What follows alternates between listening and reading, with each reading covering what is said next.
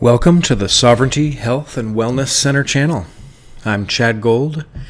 I'm a certified health education specialist and a master NLP health and life coach.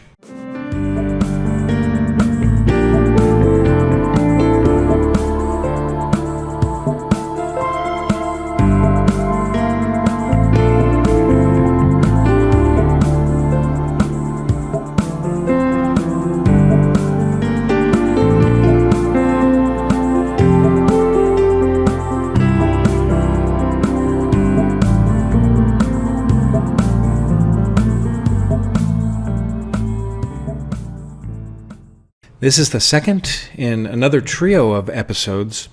They present 10 ideas that I call concentrations. The purpose of concentrating on these ideas is minimizing compulsive or emotional eating. It is also designed for eating for our bodies instead of things like our moods, blood sugar levels, or the comfortable numbness we can get from being overstuffed regularly. Ultimately, the 10 concentrations are for being so mindful with our eating and drinking that we balance enjoyment with optimal nutrition for higher energy, calmness, patience, better sleep, alertness, and well-being. In short, the 10 concentrations for mindful nutrition are for the best health and the best life we can live all the way through our twilight years. Mindfulness is being present. If we are present when we eat, we can hear what our whole body has to say.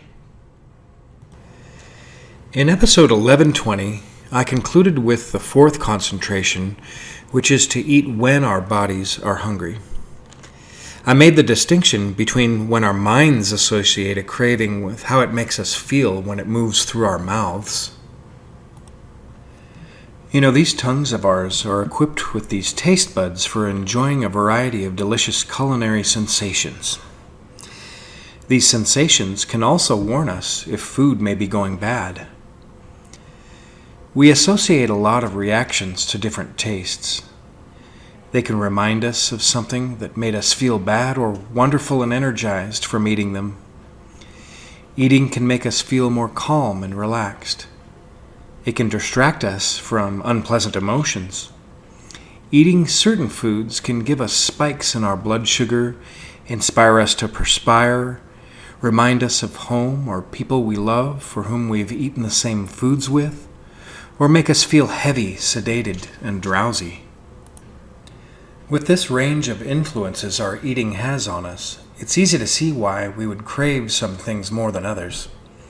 It's also easy to see why some of us can get so much pleasure or numbness and sedation from eating more than our body really wants. The fifth concentration continues from eating when our body wants to eating what our bodies want. We may be quite used to, for example, very salty foods. We can get so used to this that we find things bland without it. We do need salt, but we get it naturally in things like the skins of apples or in celery. For some of us, our health could be improved with a reduction of salt consumption. The other benefit to not heavily salting our food is that we can actually taste a broader range of subtle flavors when they're not overtaken by the salt. Sugars are like that too. We get used to salting and sweetening our food to the extreme. If we get used to this, we will start to crave it because our blood sugar is going up and down throughout the day. And if you add caffeine to that, the fluctuation can be quite extreme. So we crave certain foods we associate with feelings resulting in more immediate, temporary sensations. Now this is important. The more healthy and balanced our bodies are, the more we can trust our cravings and impulses. That's right, you can balance things like the ratio of sugar-loving aerobic microorganisms with anaerobic microorganisms in our gut, with the result that we don't crave sugars as much. We can also get used to a lower salt content in our foods and over time not crave salt as much. I'm just giving you some of many examples of how we can sometimes misinterpret what we think we want for our mouths and our minds for what our whole body wants. Again, this concentration asks us to put our hands on our gut, close our eyes, and really be present with our eating. Remember how these sensations from these foods have made you feel in the past. Concentrate on how it feels immediately when eating, as well as for the next day and over time. If we are more mindful of both short and long-term cues from our bodies in the presence or absence of certain foods, we'll become experts in choosing what feels best for us. Do certain delicious foods keep you awake at night? If you eat a little earlier, is it better, or is it just the same regardless of when you ate it? Are there ever changes in your mental clarity or the clarity of your sinuses and respiratory system when you eat certain foods? Health seekers can use this concentration to uncover useful information about themselves. They can identify food sensitivities or discover what balances of nutrients energize them more than weigh them down.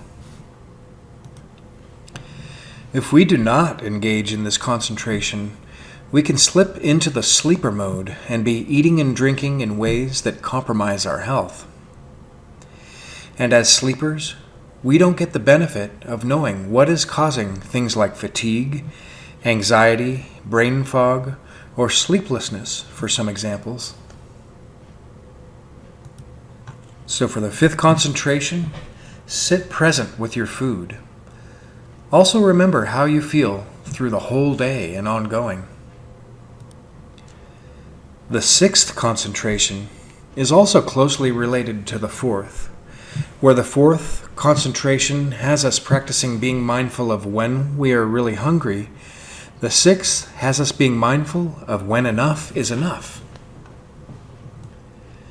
For some of us, being in the throes of stimulation from eating can feel so good that we do not want to stop.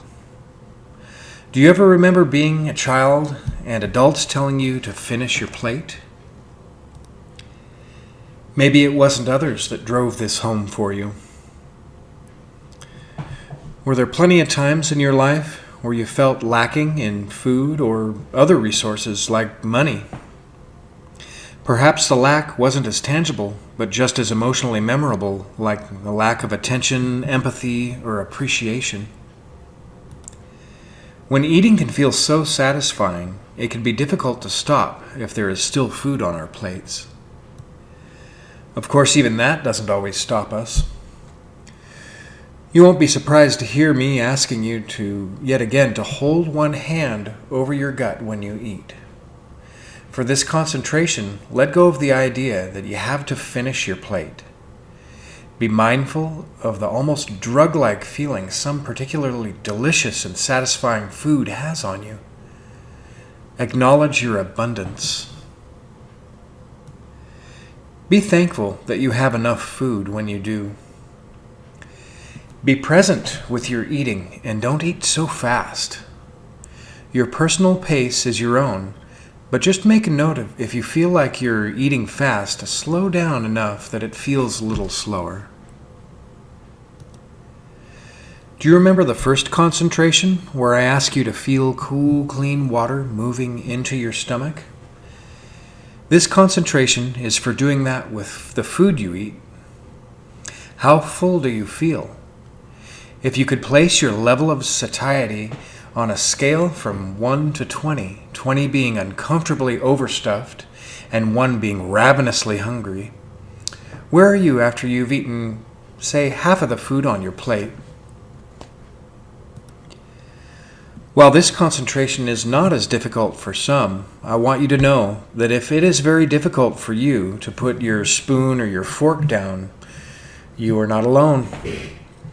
If you find you are looking at what is left on your plate and you have to admit that you feel about 3/4 full, and it is a major feat of willpower not to finish the food or even go for more, you have some important practicing to do. The good news is that it gets a lot easier the more you comply with the 3/4 to full goal. And each time you lay down that fork with food left on your plate, it gets easier as you let go of that conditioning you've endured for so many years of your life. The 7th concentration is going to be very helpful with the 5th concentration. This again is going to be very easy concentration for some and a very new practice for others. So the 7th concentration is to commit to making at least one home-cooked meal from scratch every day. If you eat out a lot or eat a lot of prepackaged and processed foods, this may be a major undertaking. The benefits of the 7th concentration to our health are many. When determining what our body wants most, knowing precisely what our food is composed of is very important. Also, making food from scratch, from fresh whole foods, means eating less preservatives, dyes, and other chemicals. Preparing food is a very useful skill that can be developed to the level of artistry. It can be satisfying while bringing people together and bolstering our confidence in our ability to care for ourselves and others. I suggest, whether you fall deeply in love with the art of food preparation or just love to eat, that you nurture this art form to the extent that you can prepare a broader variety of foods than you currently do.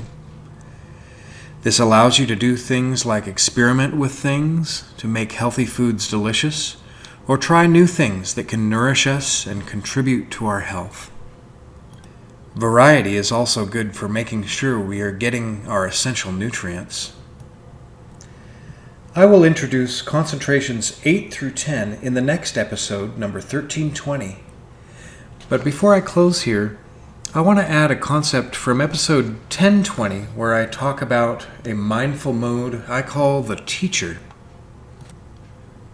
When we are learning a skill such as food preparation, it is very helpful not only for others, but for ourselves to engage in teaching. We remember a lot more about cooking when we share. When we prepare food together, we are expanding our experience tremendously. I feel that this is one of the most important things we can share with young people in particular. Seek to foster an appreciation for delicious and healthy foods. Share what you learn and be open to experimentation. Also, do not propagate this idea that we want to eat when our bodies are not hungry in order to finish the last of this or that food. Get used to saving leftovers. Also, practice serving up a moderate amount of food instead of just piling up the largest plate we can. Thank you for joining me for this episode. I have one more in this series where I introduce these concentrations. Number 8 is to enjoy food. Of course, this again requires us to be fully present. Number 9 is to balance our eating with resting, activity, and hydration.